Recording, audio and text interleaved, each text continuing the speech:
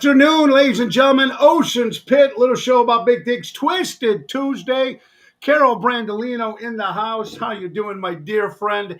It's going to be fun. We're having a great day, folks. It is Tuesday, the 23rd of January.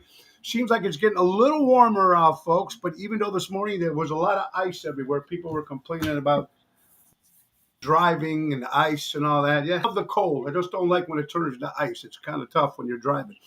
Anyway, folks, check the website, TonyOceanMusic.com. Give us a call at 847-769-8609 to book a show. Every show is dedicated to the first responders, mostly.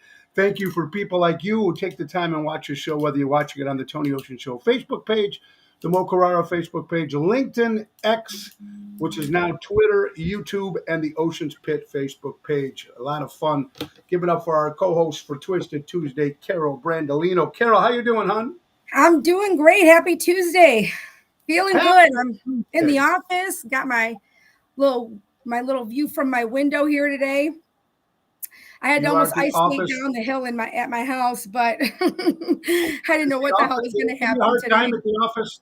Did they give you a hard time? You doing this at the office? They're pretty cool with that. No, they're very cool. You know what? It's actually I never take my lunch ever. I always sit at my desk in my office. That I share with a couple people. So you know what? It's my lunch hour. They're very cool. So I'm lucky. Yep. That's awesome. No worries. Very cool. You got to love that. You're watching Ocean's Pit. How about some sponsors real fast, folks? Let's talk about our good friends from Ace Hardware. Ace is the place. Buy local, shop local. And they're always doing a great job. Our good friends from Ace Hardware, folks. U-Haul Rentals. Ooh, look at that. U-Haul Rentals and displays now Warrenville. They have a large fleet of trucks, best prices in town. 3 easy ways to make a reservation. Call the store, walk in, visit the U-Haul desk, or go to uhaul.com. Choose one of your Ace stores as your location to make a reservation. They're here for your moving needs, personal, business, small loads. They have it all covered. That's Ace Hardware. Ace is the place. Also, take advantage of the auto key programming at all their stores. They program car cut keys up to 50% less than their dealership. Visit their helpful hub to a certified team member. Try to say all that, folks. Our good friends from Ace Hardware. Norwich, Des Plaines, Evergreen Park, Warrenville, and now in Mesa, Arizona. So very good, our friends from Ace. Again, I want to thank our prayers go out to Raffaello, the owners. His mother passed away yesterday, so our prayers go out to Raphael and everybody from the Ace Hardware family. Let's not forget also our good buddy, Mr. Public Relations. You got to talk about Bernie DeMayo, everybody. DeMayo, experienced partners, creative. Bill Gates once said, there's Ace Hardware. Boy, everything is a little slow today. Okay, so let's get back on that. Thank you. Now let's get to Bernie DeMayo again. Bernie DeMayo Partners, folks. Experience, creative, and experience. Now, guys, they are public relations. Every company needs a public relation guy. A lot of businesses, a lot of entertainment. Bernie DeMayo is the guy. Bill Gates once said, if I was down to my last marketing on public relations, it's pretty well information from a guy who's worth $100 billion. He is the best. Bernie DeMayo Partners.com or call 312-217-5658. That's BernieDeMayo.com. And one more before we start the show, of course, Mary Grievous. Let's see if Mary, all right, excuse me, here she is. Mary Grievous, folks. Real estate as finest. You got to love it, folks. Buying or selling in the Chicagoland area. Mary Grievous, the perfect real estate professional, whether you're putting your home on the natural market or looking for your dream home. Give her a call today. She can assist in buyers, sellers, for sale by owners, expired light listings. Please give Mary a call at Berkshire Hathaway Stark Real Estate. That's M. Grievous at starkre.com or give her a call at 630-681-725. That's Mary Rout. She does the job. She does a great job at it. Our good friend Mary. All right, so let's get Mary out of there real fast. And there you go. All right, Carol. So what do you got for us today over there at your wonderful location, wherever you're at today? Well, real quick, I want to mention that one of our sponsors, also Brandolino's Encore Music Center in Shorewood. Working on getting some Zoom lessons. We're going to start doing that again soon. Bobby's getting some technology moved around, and so we can start accommodating people that maybe can't come all the way to Shorewood. 815-729-2858, 700 West Jefferson Street in Shorewood. One-stop shop, music lessons on all instruments, including voice. We have band instrument rentals. We have repairs, instrument sales, all accessories, everything and anything you need, DJ lighting, equipment, really full, one-stop shop. Beautiful place. We have a functional stage. We do jams there. So we can't wait to have you guys out. We'll do a show from there, and we'll have some live music. Carol, do you play an instrument? Does Bobby play an instrument? So Bobby plays a little bit of everything. I think he, over the years growing up, he knows how to play a little bit of everything, but never, I don't know that he ever didn't master anything. I don't know that he just loved it that much to continue it, but he definitely knows how to play a little bit of everything. And he knows just the knowledge in general, how to even starting to learn how to build instruments, repair things. But no, I played piano for about 4 years when I was about 9, maybe 9 to 12. I enjoyed it, but it wasn't my thing. And then when I was pregnant with Gianni, I did take drum lessons, and I loved it. I loved it. I did very well at it too. I mean, I picked it up very quickly, but it's not practical when you're pregnant, and it's, a little loud when babies are trying to sleep. So, I just sat with my drum pad in watching TV or whatever and practiced on that. But it was fun. I wish I could sing. If I could. You know what I say a lot? God did a couple things to me. All right. God gave me not the perfect body. And I know why, because I'd be that person walking around half dressed everywhere, and I would love it. I would be like showing it off. I would be in Daisy Dukes. I would be showing it off. So God's like, no. I'm going to tell you something. You know what? There's a lot of women out there. Here's a perfect example. I was doing a party for Blackjacks. I do their Christmas party every year, holiday party. It's a gentleman's club, and Anthony and Tony, good friends of ours that own the place. So my first year that I did it, when I was married, I bought my wife Laura with. Laura didn't know what to expect. You know what I mean? Because you're going to your wife, but it wasn't like this was a holiday party, Christmas party for their employees and people when they're not working. So they were all dressed up to the T. Some were dressed up in the outfits. Some people weren't. Mm-hmm. But then there was some people, and I gotta give it to women who don't care, man. This is what their body proud they are. God bless them, and you know what? I give them kudos for that, man, because it takes a lot of guts to do that. And you know what? Kudos to them. Men as well, man. Men and women, this is what they do. And you know what? My wife was very kind of shocked at that too, that it's very cool to have that, positive thing. And sometimes it's very hard for people to do that. Well, it's body positivity. Now, listen, my daughter puts me in my place regularly. She's 12, and you know how they're all learning from so many different things that they watch, whether it's TikTok or social media or school. And, they have these little shorts. God, I don't know what they are. They're these little shorts, are like volleyball shorts. And she wanted them so badly. Nike Pros. Listen, anybody that has kids around that age know what they are. And I saw it and I said, you're not going to wear those in public. And my daughter's very kind of little, thin, tall. And I said, you're not going to do that. And then not on public. You can wear them in the house. She's like, something seriously wrong with you. You don't. I said, listen, I've seen girls 5 times your size. I don't care if it's that they're bigger or not. It is showing too much, and there's creeps out there. They're all over the place. Oh, they're all over. Right. Yeah. Stay away. I don't, that freaks me out. I can't do it. And if it's old school, it's old school, but I can't let her walk around in them. And she's a teeny tiny little thing. But me, like I said, I don't have that body positivity thing going on. Growing up, I was always covering myself up. Well, I had to. My dad wouldn't let me leave the house, but yeah, well, of course, growing up, right, exactly. And but you know what? It's difficult what you said about the kids these days. They're much different. But remember, like when I was 15, I had an earring. Oh, my dad! So they're kind of rebelling, I guess. What we were trying to do was as kids, too. We were kids. When I first got my first tattoo and everything like that. Oh my God.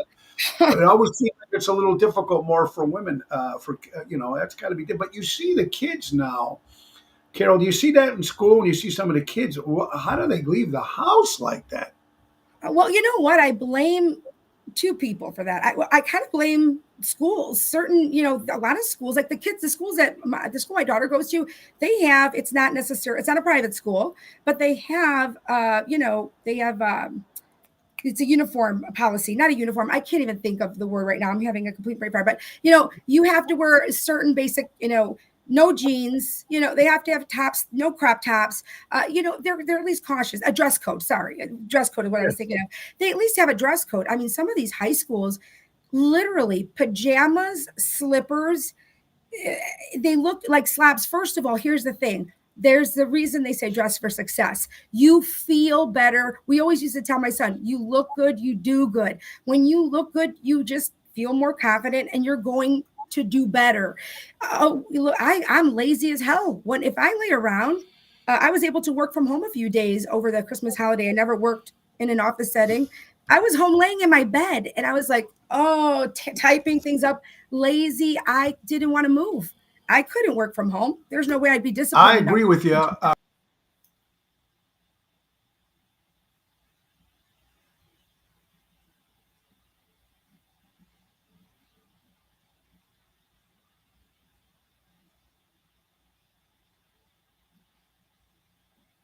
I think I lost you.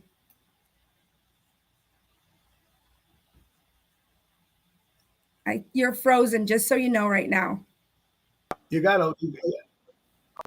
Okay. Am I okay now? You're back now. Yep, you're back. Mm-hmm. I'm okay now. Yes. Okay. Oh boy, we got to fix this. Anyway, what I'm trying to say is you got to blame the mom and dad too, though, because to let them out of the house that way. I mean, that's completely insane. I don't understand what the problem with is that. You're watching Ocean Spit, little show like that. Let's talk real fast about, there was a gentleman, there was a father who was saying that stay-at-home moms is not a job and it is easy to do. Now, there's a lot of stay-at-home moms, and some people are saying right now, according to the Today Show, said something that a mom that stays at home and takes care of the kids, that could probably be $180,000 a year job. Yep. People don't realize. Now, the husband did not say that it was. He didn't think it was hard to do. He said, "I did it for 3-4 months." I mean, I can see if the kids are a little younger, but if they're a little older, what's your take on that? And realize, to be honest with you, folks, 15% in 2022 are stay-at-home moms. This was 15% in 2022. It went up to 25% in 2023 of stay-at-home moms. And I think because of the pandemic, or excuse me, the flu, in 2023, where a lot of people were not going back to home. But what do you think about something like that? Well, I think somebody needs to punch him in the throat, first of all. Anybody that says that really has a serious problem. But let me tell you this. I actually left my career in broadcasting to sort of be a stay-at-home mom, but also... It's one of those days today. Yeah. Oh, are you frozen again, huh? Yeah. Can you hear me? I can hear you, but you're just not moving. That's okay. So, yeah, I was a stay-at-home mom. I left my career when I started having kids, and then I worked at night. So I did a few nights a week bartending. So for all intents and purposes, I was a stay-at-home mom. And let me tell you something. It is the most difficult thing you can do. I think if you're doing it, I don't know what the right way is, but productively, I think for me, wanting to be a good mom and a present mom and somebody who talked to their kids and, taught them how to speak, how to write, alphabet, stuff like that. People how hard it is. It's really, and not only that, it's mentally draining, and it's emotional. I mean, these women all just had children or have 2 or 3 humans tugging at them all at once, needing something from them. And you're trying to, of course, you try to clean the house. You want everything to be just right, when your husband gets home or if there's people coming over. And it is sadly a thankless job. And I think you don't feel that, and you won't feel the appreciation till much later in life, maybe when kids start realizing just how difficult it is and what they've put you through when they start getting older and seeing it. And unfortunately, there's men that just don't see it. They don't appreciate it. There's some men that fully appreciate it and say, I could never do that. this would be so hard for me. And so you both have a job. If the man's at work and he's got either a business or he's at his job, they have to understand this one thing. The reason you're able to work that job and make that money and not have to worry about your kids' safety and health and doctor's appointments and everything else is because you've got that woman at home taking care of all that business. And to be honest with you, raising humans is probably one of the most important things you'll ever do. So yeah, it is. It's definitely out there. People think that. It's unfortunate. Well, it's also got to be hard too now. I don't know how many single parents can be out there right now without both of these, a husband and a wife, working right now with everything. It's got to be very difficult. As an Italian, I know, like Italian men mostly, my wife ain't going to work. She's going to stay home and take care of the kids and stuff like that. Right. Which, that's my mother. My mother never worked. She worked for maybe 3 years at Western Electric because she was bored to death, but my father said no. My dad was so bad, my mother wouldn't even allowed to drive. Wow. And she still can't drive to this day because of that. My father would not let her drive. So, I mean, of course, those days are over. Carol, that would never happen again. Right. Yeah, definitely over. But no, I mean, I'll tell you, it's a different life. And I think, but I think it's very important. And I think we do see a difference in children that, have a parent or a caregiver. Like my mom, if I wasn't there, my mother was there. Thank God. I had my mom always, so blessed and so lucky. And then a lot of our types of, in our culture, right? Greek, Italian, Hispanics, so many different cultures, they have their grandparents that live with them. And so that's a blessing too, where they're able to leave it with a family member, because daycare is not only so costly, you can't even afford it, but you're leaving them with strangers and it's difficult. I'm not judging, but you know what, Carol? I agree with you. You know what? Some people won't even leave a dog with the dog centers, let alone their kids. And you know what? And if you got, like you said, the grandparents were living with them or close by, you know what I mean? It was very, very cool. And, drop them off at mom's, drop them off at grandma's. Another thing too, 22.1 million fathers in 2021 were stay-at-home one dads. It was only 8% that came out to about back in 1998. There are stay-at-home dads as well, and because the wives are there's women now making a lot more money than men are. Yeah, definitely. I know a lot of couples like that actually. And you know what? I think they should give a lot of men a little bit of credit because I see some guys out there that are the main caretaker of their children, and they do you need patience. If you're a person that does not have patience, don't do it. You're done. It's not gonna work. And you say you don't have patience, right? You say you have no patience. No, right. All right. Well, wait, but put it this way, but Carol, at least when we were young and we did something wrong, poof, back. Right. Now I'm going to call the cops on you. I'm going to call FAFDS or whatever the fuck it is. DCFS, yeah. Whatever it's called. Yeah, right? Parents, kids are literally telling their parents they're going to call the cops on them, right? And I think my son pulled this on me once. I think I pinched him. So I don't really hit, like I used to have the spoon or the butt and the plastic or the wooden spoon, but my mother used to pinch us under the arm, right under here, when we get in trouble. And I think I remember doing that to Gianni when he was younger. And I left him there was a little tiny bruise under there, right? Okay. He said, I could call the police on you for, child abuse. And I said, here's the phone. Go ahead and call them. I said, when the police come to the door, do you know what they're going to do? They're going to shake my hand because you're not going to be their problem in 10 years. Okay. I said, so go ahead and call them. Do it, but these kids are, all these, I saw a video and I know it had to be satire for sure. But I kept watching it, and I don't know why, because my blood pressure was going up and up and up.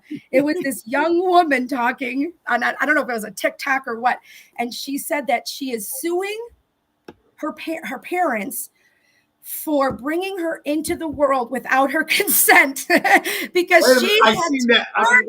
What's wrong with these people? it was funny. It had to be satire, but this shit was funny because I was like, oh my God, I want to wring her neck right now. But there's people out there that are probably thinking, oh, I wonder if I could do that. I wonder, this was without my consent. And now I have to work and I have to live and I have to pay, like, go to school and actually function and talk. I mean, and walk and work. But it was funny because this is going on. These kids are finding in certain generations every reason, I mean, they're ruling the world right now. People are letting them. And there's one thing to be said about sensitivity. And listen, I get that. We have a long way to go as a country and as a world, and then how people treat each other. But I'm sorry, you go to work, you work. I've had people tell me that they've gotten interviewed by the actual kid that was going in there for the interview. They're like, do you have a room for mental emotional breaks? And I was like, what? Mental health breaks? They have rooms with ping pong tables. I mean, like places like Bezos, not Amazon, but some other big these huge billion-dollar corporations have rooms for people to go play video games. I'm not saying that that's not a hey, if they had it here, I'd take advantage of it. I want a massage chair in one of them. There's a whole play thing where they want you to play and they want you to do that. I don't know. I think this world is just a little too easy right now. How about when kids are calling their mom and dad by their first names? Oh. By their first names. That would be my broomstick if I ever called my mom by my first name. Yeah, no, and that does happen a lot. And it starts at a younger age. I don't know if that happens sometimes if there was a falling out or sometimes they're so close in age. Here's another thing too. Some of these people had kids. They grew up with their kids. They were so young, 16 years old, having kids. They grew up with their kids. Listen, I understand that. How do you know how to be a parent at 16? I never thought I wanted kids. That's why it happened so late in life. I never thought I wanted to get married, have kids. So that's why I was just living my life, following my career path. I was happy, doing my thing. And then you start realizing as you get older, what am I going to have, later in life too? You start thinking about that as you start to get older. But, it's something else. And there's just no repercussions for people anymore. That's the problem.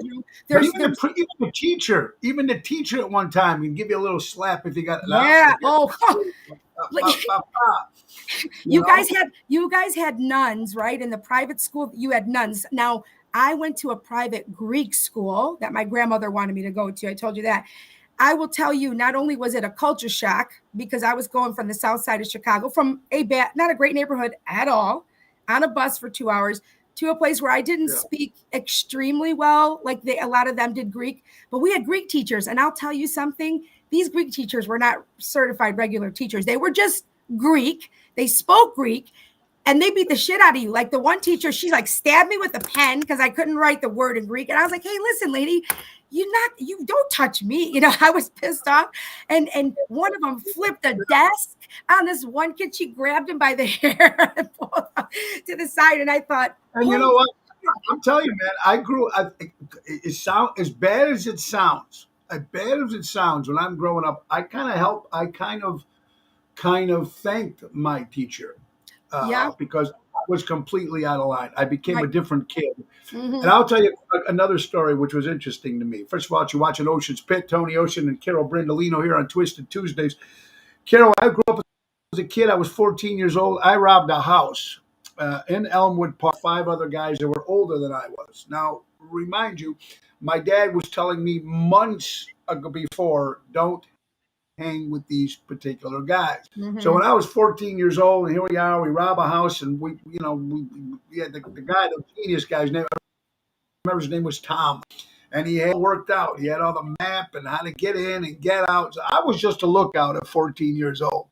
But when we got busted on a Saturday afternoon in Elmwood Park, and the detective, they busted us. Here we are. Now, here I am in the house, and these guys are robbing, looking for jewels. And I see a sword, and I see a pirate's hat. I got it on. I got a sword on. I'm having a ball taking all this stuff.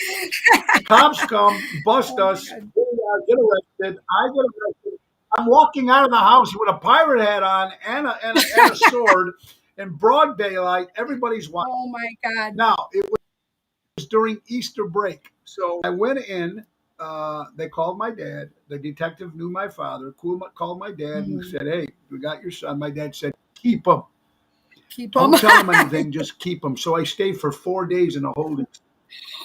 Keep him. And then when I got on that day, I waited 4 days. My dad said, "No, keep him." So the cop detective said, "Your dad's not going to, and I'm 15 years old. I'm scared shitless." Yeah. So he waited till Monday. He picked me up, not said a word, bought a change of clothes. He brought me to school. And I went the whole day to school, wondering what's going to happen when I got home. And when I got home, my dad had the belt. And he goes, "Stay away from," it wasn't that I got caught robbing the house. It was that you stay away from that kid and with the belt every time. "But Dad, I robbed the house." "Well, you're going to get in trouble. But if you weren't with those kids, you never would have gotten in trouble." That's right.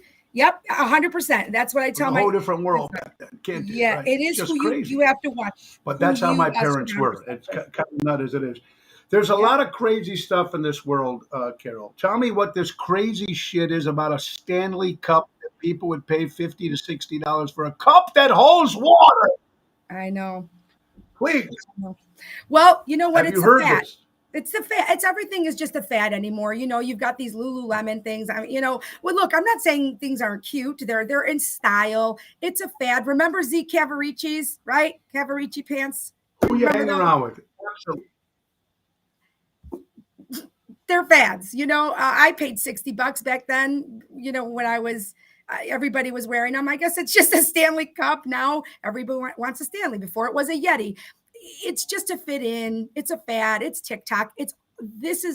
Listen, I want to get rich too. I want to create something that's one influencer finds that they love, and I want everybody to buy it just once, and then I can retire. That's what I'd like to do. Just put it on TikTok or whatever.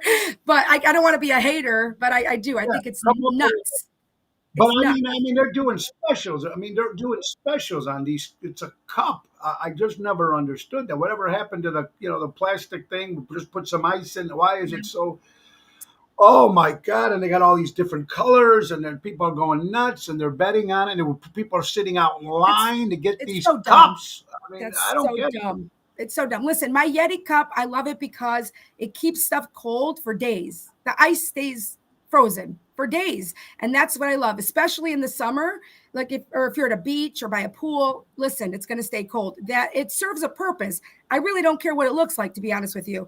But the Stanley, I told my daughter, you're going to spend the money you get for Christmas on it because I'm not buying it for you. I'm not spending that money on that. So she did. She spent her own money on it that she got for Christmas or whatever, her birthday. And we went to the store and she picked out the one she wanted, and more power to her. You know what I mean? But it's insane. It's, it's like I said, it's a fad. It's going to come and it's going to go. And it's going to go. And there's something else going to happen. Carol, when you were a freshman in high school, you remember you always saying to your friends or your family, "God, I can't wait till I was a senior. I can't wait to become a senior and get all that special." Did it change for you when you became a senior? Did you really go back and say, "Boy, I'm glad I'm a senior now"? No. You know what? The only reason I was glad I was a senior was because I was going to be done with school. Okay, let's say call a spade a spade. I wasn't a school. I liked school for the social aspect of it. I didn't love school in high school because of you're learning all the subjects you have to learn. I did go on to college and I wasn't a great student. I talked a lot, obviously. And when I decided to go to college, I thought, okay, my dad said, "You worked for the family business all these years. Your mom and your grandma, we're going to pay for you to go to college." Oh, this was a blessing, right?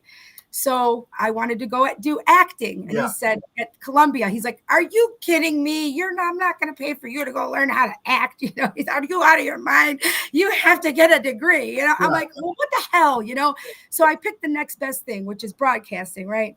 So here's the thing. I will tell you this. First time in my life when I went to Columbia College and went for something that I really loved and was passionate about, my very first, I think, report card in my life was at college. I went to community college first, Moraine Valley. Then I went to Columbia. Was like 4 A's and a B. I put it on my refrigerator my sophomore year of college from Columbia. And I put it up there proudly because I really realized something. When you're going for something that you love, you're going to excel. It doesn't feel like school. It was something I loved to do. I never wanted to miss a day. It was awesome. But let me tell you something. High school, freshman year, again, a lot of new people. I wasn't from that area. I kind of just had moved into that area. And I had a chip on my shoulder. I came from the South Side, whatever, my neighborhood, my old school neighborhood. I was in the suburbs now.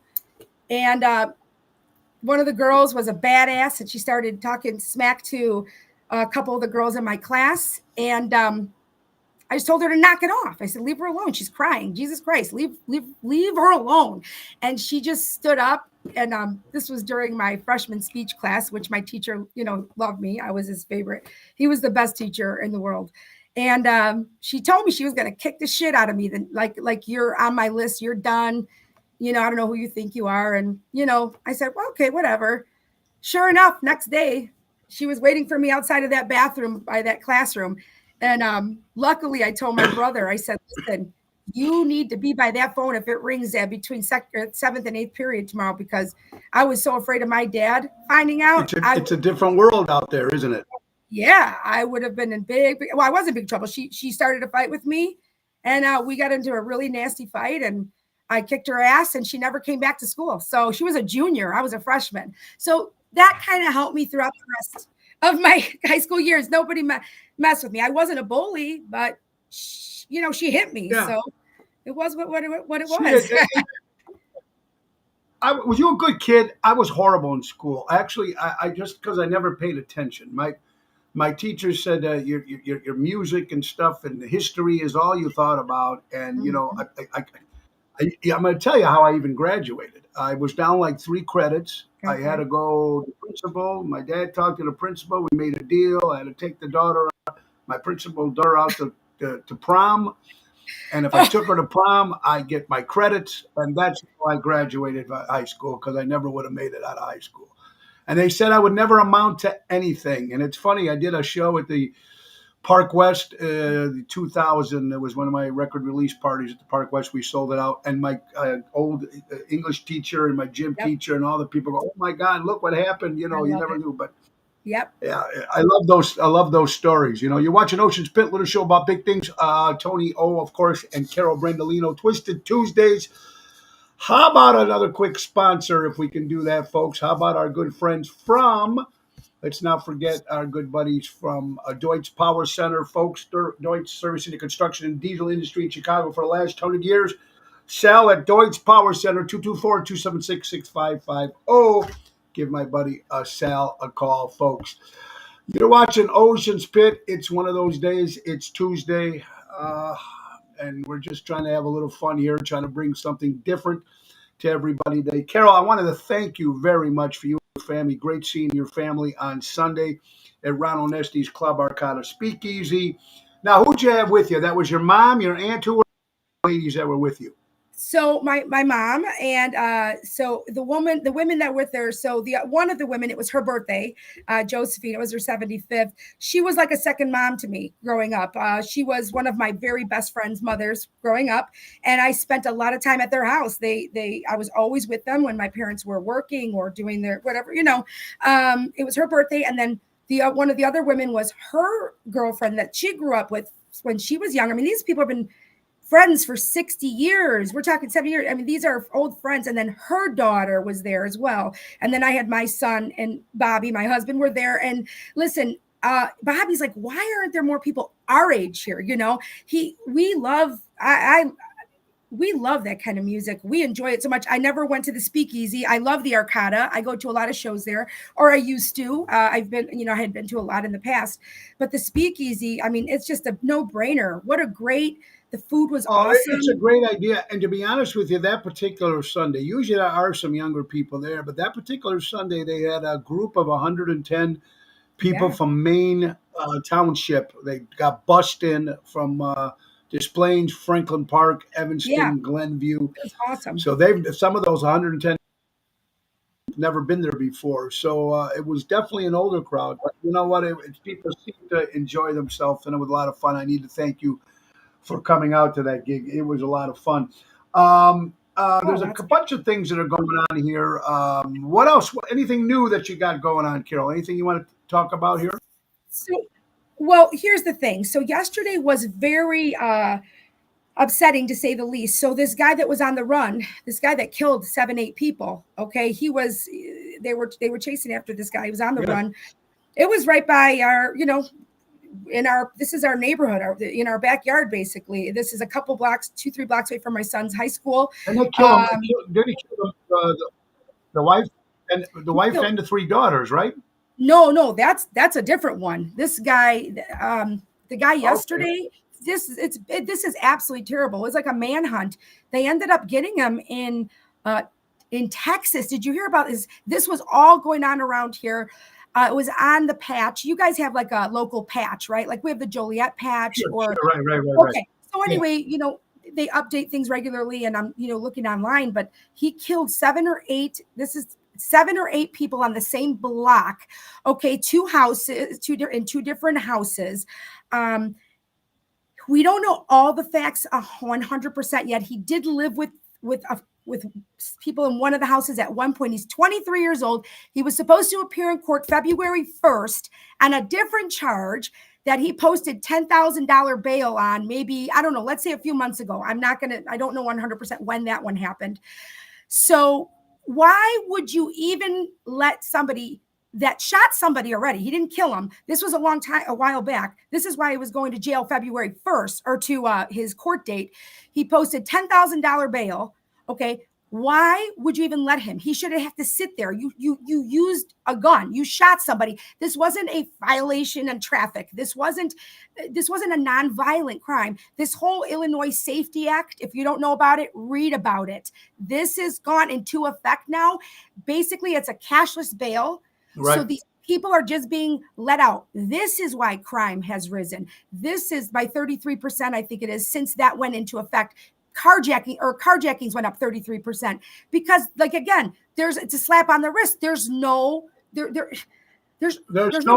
They look at even they're robbing Uber drivers now. They're robbing Uber drivers, and our mayor, Brandon, whatever his name is, had a panic attack and he's freaking out. No shit. He's the one that did this to our city, and our governor did this to our state. Exactly. Before the pandemic, 200 people a day were leaving the state of Illinois before the flu, before the pandemic. Yep. I don't know what's going to happen, but thank God we don't live in the city. But you know what, Carol?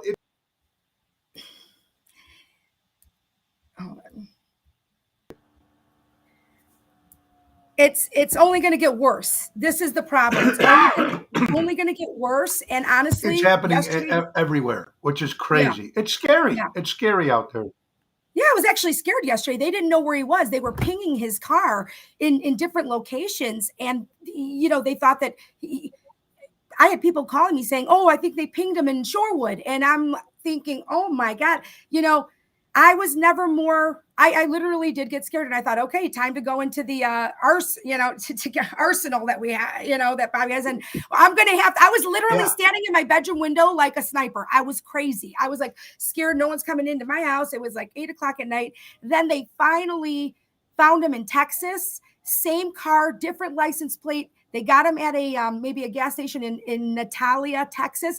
And he ended up realizing he had nowhere left to go. He killed himself. But you know what? 8 people are dead because he posted $10,000 bail when he should not have been able to post bail, even a cash bail, nothing. Now you got people getting let out because of the Safety Act. Okay, I understand why certain things are put in place, but come on, 8 people are dead now, and they're not coming back. How do these people feel now that this guy was able to post 10 grand to bail himself out? And where the fuck did he get 10 grand? I mean, 10 grand is nothing. 10 grand is nothing. This guy should have been locked up behind bars. Never should have been let out again. That's why there needs to be a change in 2024. The greatest president that God ever created. All I'm trying to say is something's got to happen. And unfortunately, our state of Illinois, like I said, before the pandemic, before the flu, 200 people a day were leaving the state of Illinois. And I was talking to my good buddy Nick, who's a real estate guy. They are flocking out of the state of Illinois. They're going anywhere they can to get away from what's going on. And what happened to this horrible our city, one of the greatest cities in the world. It's just Yeah, completely changed. It's just horrible, and the state of Illinois is a joke. Is a it joke. is a joke. It's a sad joke, and all these I people want that to, did yeah, it's crazy. I want to say a happy anniversary real fast. Yeah, crazy. whose anniversary is it? Oh, it's Captain Rick's anniversary and Chrissy Bloomingberg, 22 years married. God bless you, Captain. We got some birthdays in the house, and I got a couple other stories here, folks, real fast. Tippy Hedden's birthday, folks. She was in the movie The Birds, 94 years old. Luke Grimes. I don't know who Luke Grimes is, but he's 40 years old. Do you know who Luke Grimes is? I mean, he sounds like a country person. Country singer, right? I don't know.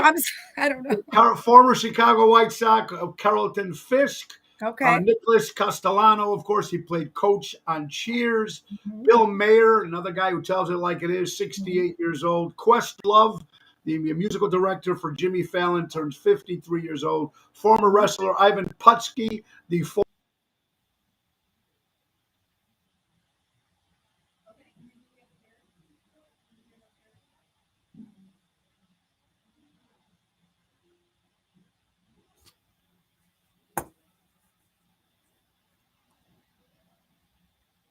Steve Perry turns 75 years old today. Kojak Telly Savalas, another fellow Greek, celebrates a birthday today. Robin Zander, one of my favorite singers from the band Cheap Trick. Man Jack, all right, celebrate out there. Michelle, happy birthday. It was great seeing you on the cruise. Ocean's Pit, let us show about bad things. Carol, are you a coffee drinker?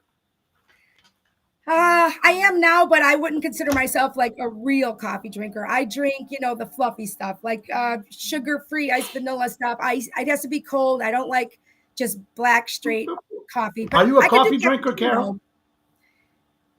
Yeah, I mean, I like the iced coffee, but I'm not a big fan of like straight black coffee. Yes. Not a fan.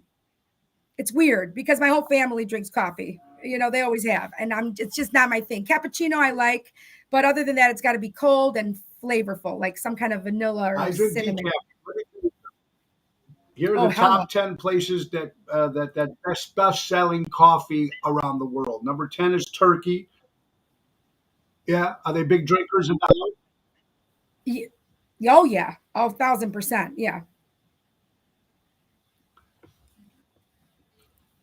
I drink a cup of decaf every day. That's it. Just one cup of decaf. Yeah. The most top selling coffee makers in the country. Number 10 is Turkey. Number Okay. 9 is India. Number Oh. 8 is Hawaii. Number 7 is Central America. Number 6, Africa.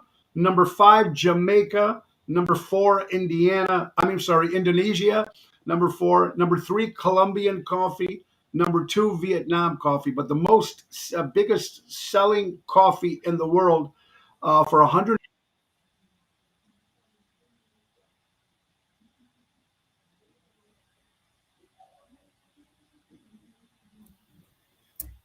Oh man, you froze up on me again. I didn't hear the number one. I didn't hear the number one coffee one. You froze up on me. Brazil. Oh, Brazil. Okay. Well, For I over don't know. 150 years, Carol, a cup of Copai Lumac, whatever, is worth about a couple. They pay up to $50 to $100 for one cup of coffee. $100 for a cup of coffee of this particular coffee called Copai Luwak. Did you ever see the movie Bucket List with Jack what's his name? Morgan Freeman. Did you see the movie Bucket List? It's like Kopi Luwak or something, and I think it's made from like shit. I don't remember what was it made out of. It had some kind of like but it was made of dog shit or something. It was shit, him and Morgan Freeman. Remember they went to the mountain somewhere and yes, best movie. Great movie. That's when you said Kopi Luwak. That's what I remembered was that movie. No, you know what? The Greeks used to turn over the cup, the Greek coffee they made, and then they would read your, like future from it. You would turn it upside down and the thick grounds and would, melt down the sides and you'd leave it for an hour or something. And then when they turned it over, by the way that it melted down the cup and it stuck to it, they would read these women really did this. They read it was like psychic. It was like psychic readings. And some of the women that I knew in my family were very good at it. Wasn't it like the tea leaf? Like the tea leaves too, right? The bottom of the cup or something. It was the bottom of the cup, but it's the Greek coffee. And then they turn it upside down when they're done. But that real thick that sits at the sediment that sits at the bottom, they'll turn it over. And the way that it goes down the sides, they read it. There's fortune in this, or there's sadness in this, or they just knew how to do these readings. It blows your mind. Just like the whole evil eye thing. My dad believed in that. A lot of people do. Ours is the Mati. Yours is Maloik, right? Yeah. All right. Maloik. Yeah. So, my dad was real sick one time. I'll never forget it. It was like a scene from The Exorcist. It freaked me the fuck out. Like, I was young and my grandma came in the room with a knife and she had the cross because my dad was so sick. He said somebody, mematiase, he said, which, means like, and he was sweating and I'm like, what the hell's going on? And she started reading out of the Bible and I thought, I'm out of this family. Like, I freaked out and she did it. And you know what? All of a sudden he was just better. And I didn't know what to think. I thought, is this for real? Is my family crazy? But I think if you really believe in it, I think that there's some truth to it. I don't know. I think people can't put a curse on you. And I think if you believe in it, it's real, I don't know. Freaks me out a little bit. That's why we spit. They say we spit on people. We do too. So like when you say something, when a Greek says something like that's a compliment, or we're overly complimentary for a baby or for a bride or, anything like that, you do too. And that means like just to ward off evil eye. So you're not being overly envious and you're not putting a curse on them. That's why the Greeks do that. So.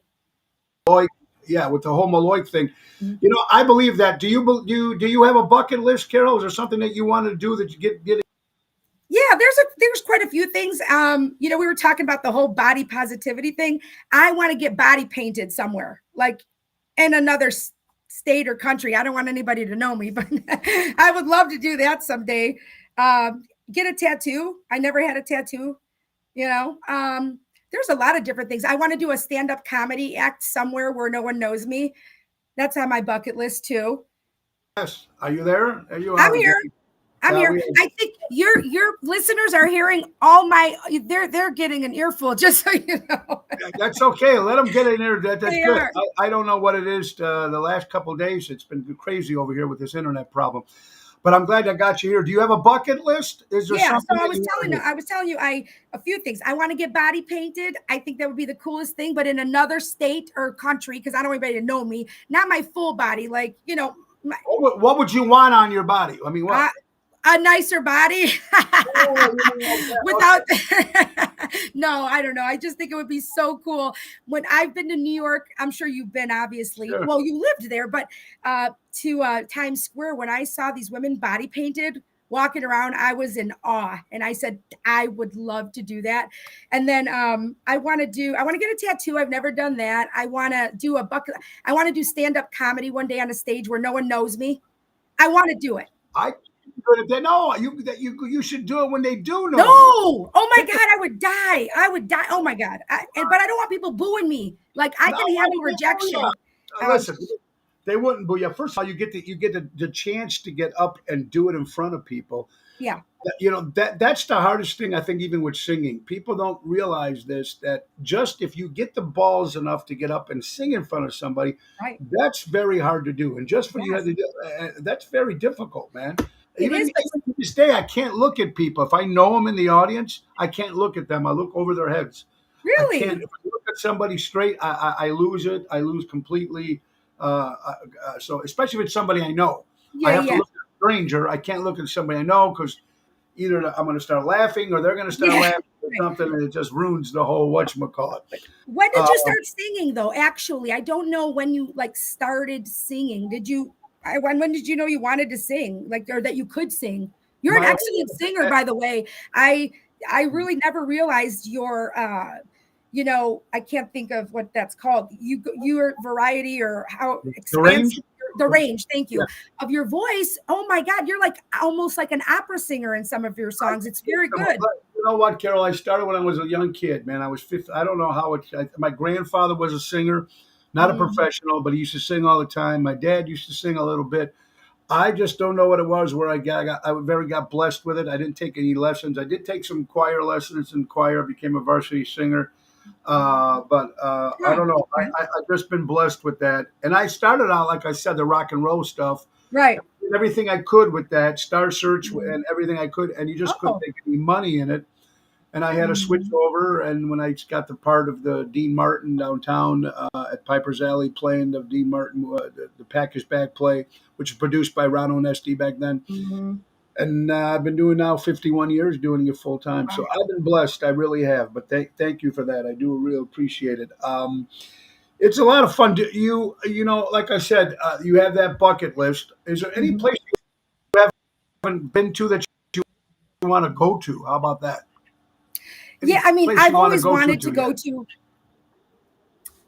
I'd like to go to Hawaii. I mean, I wanted to always go to Hawaii. I think it looks beautiful. I've been to Greece. Italy is actually probably my number one. I'd love to go to Italy, Rome. Venice. I want to see.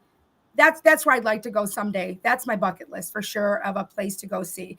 But we'll see when. I don't know when that's going to happen. But there's so many things I want to do. Now that I turned 50, I'm thinking this is when I'm going to start. You know, you're really not afraid to do anything anymore because what's going to happen? The worst that's going to happen is somebody's going to not like you or you're going to get rejected. Who gives a shit? I really don't care what people think much anymore. So, I just kind of want to do some things and just get out there. Look, I love being in front of crowds of people. I love to talk if it's on something if it's me or something that I know, my personal experiences, things like that. Even a motivational speaker, I would love to do something like that. I just don't have a talent. My talent, I wish I could sing. I'd go up in front of 20 million people. I'm not nervous, but you've got a talent. You've got a talent of what you do, Carol. And that's what I was going to ask you. Growing up, being Greek and Greek Italian, get both families out there. Did you get it? Were you outspoken as a kid? As you got older, did you speak your mind? Did you get a lot of shit from people? Did you have a lot of friends in high school that kind of said, "Hey, Carol, you're being too loud" or anything like that? Did that ever happen to you as a kid? Yeah, I mean, look, I was definitely in my neighborhood. We were all kind of outspoken, everybody, but I was always the one that people went to that was going to speak for everyone else if that time came. I had a friend that got bullied very, very badly in our old neighborhood. She's my best friend to this day. Since we were 3 or 4. And I'll tell you what, that's how I learned, between having an older brother that always had his friends around, I learned how to fight like that because, they always messed with me and you had to fight back and, defend yourself. But all the bullying she endured, I was the one that was like stepped in. So I used to fight all the time. So then I was starting to, kick the shit out of people, then she felt like I was her bodyguard. So when she'd be just aggravated about something, she'd be like, "Oh yeah, you got a problem, bitch." And I was like, "Wait a minute, don't go starting fights because I'm going to let you get your ass kicked. I'm here if somebody does something that they just shouldn't be doing, but don't start going around like you just got me here and that's what I'm going to be doing. I don't want to fight." But I learned how because of that. And I was just always outspoken and I always spoke up for the people that didn't. Just was, and I got in trouble for that. I've been the same way with the underdog too. People, and also marriage. Now, you and Bobby have been married how long? 17 years, almost 18. We've been together 23, 24. If some of your friends came up to you now, younger generation of people, kids, or if anybody goes, "Hey, mom or friend wants to, should I get married?" What would you recommend? What would you say to somebody right now? I think I'm going to say what I would tell my own kids, and I have. I know this isn't going to be popular, but I think it is important that you do live with somebody before you marry them. Because listen, I'm going to tell you why. Bobby and I, for a while, we had to make some extra money after we first got married. A lot of shit happened. That was when 2008, everything took a shit. We had the new music store. We were DJing weddings together. Now, if reality TV was big then, that would have been a reality show, was DJing weddings, because he played the music. I organized. I was the MC, organized, interviewed everybody, got him in line. Anyway, the fights that happened there should have been on camera with him and I. But here's the thing. we DJ'd weddings. We would run into people, not even a year later, of people whose weddings we DJ'd, and they're like, "Oh, we're divorced," and we're like, "What?" And then I will tell you this: 9 out of 10 of those people that were telling us those, they did not live together first. They dated for 7, 8, 9 years. It's different when you could go home and have your dates and have your little sleepovers, but they didn't live together and they couldn't live together. They couldn't. So I think it's important to live with somebody before you marry them, because you're not going to know you can go on vacations for a week, 2 weeks. You're on vacation. If you can't get along on vacation, run now. Because if you can't get along on a vacation. Well, I'll tell you one thing, what they also say when you meet somebody, before you even live together, go on a car ride somewhere, like an 8-hour car ride. Oh, that's a good point. And then find out with the heat, if they want the heat on, what kind of heat, the window down, do this, do that. And if you come back from that trip after 8 days or whatever it is, and they say that's a good start, number one. Mm-hmm. You know what? I never took marriage real seriously. I got married very young, not young, but my dad hooked me up to make a woman a citizen, and that's how, because she got married. So that one. And then my second one, I was drunk. We got drunk in Las Vegas. I don't even know how long that lasted.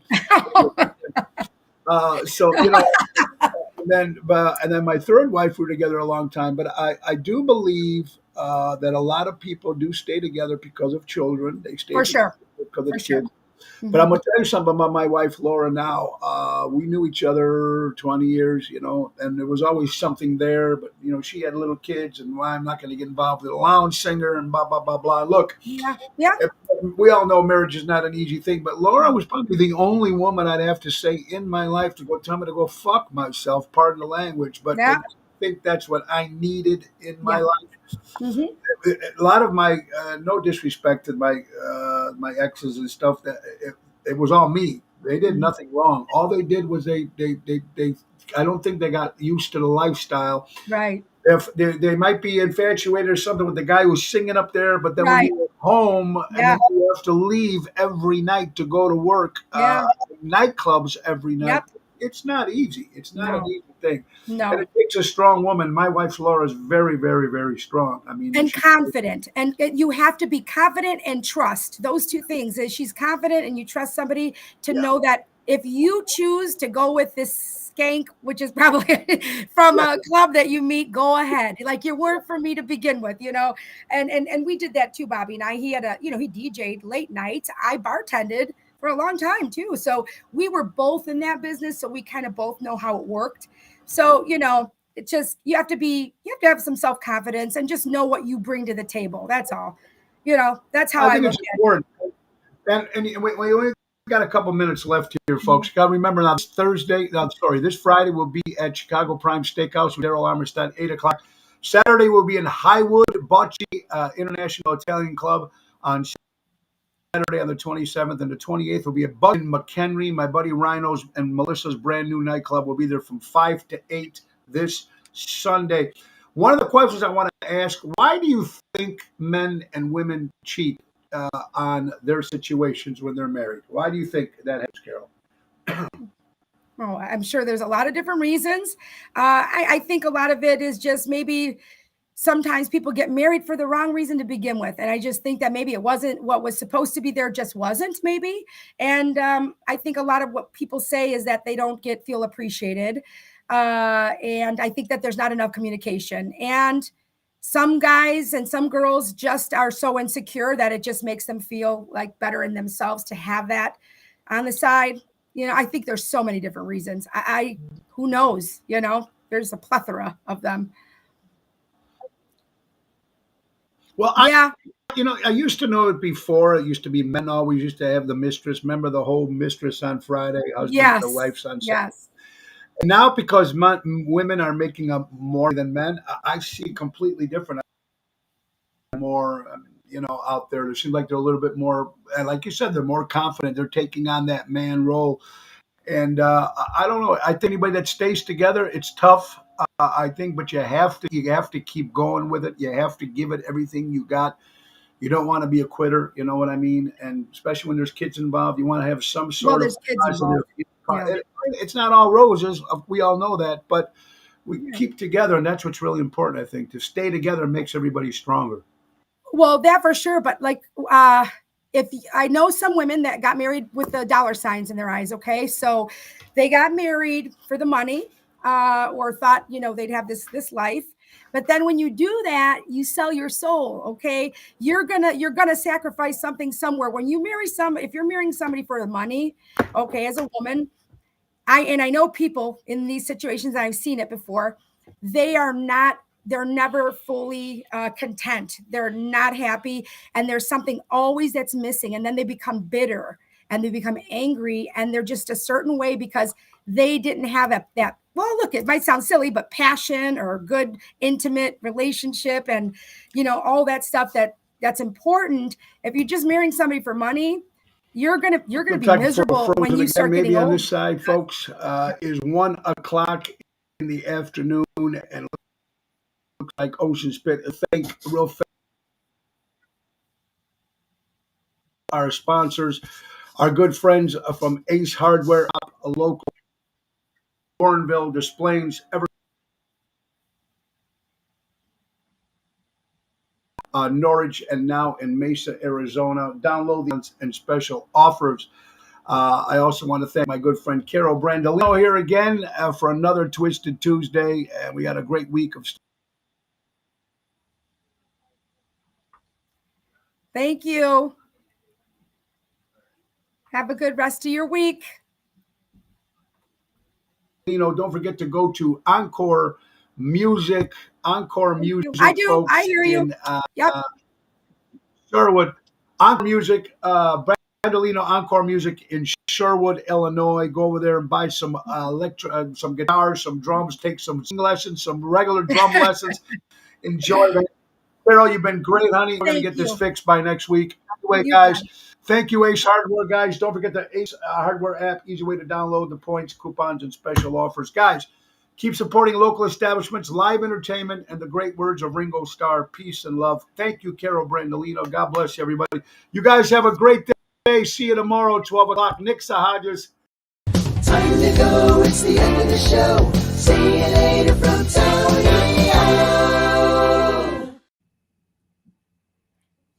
All right, so what did you get to tell? I got stuck on the phone for like 90%. Oh, that's Bye-bye, everybody. Have a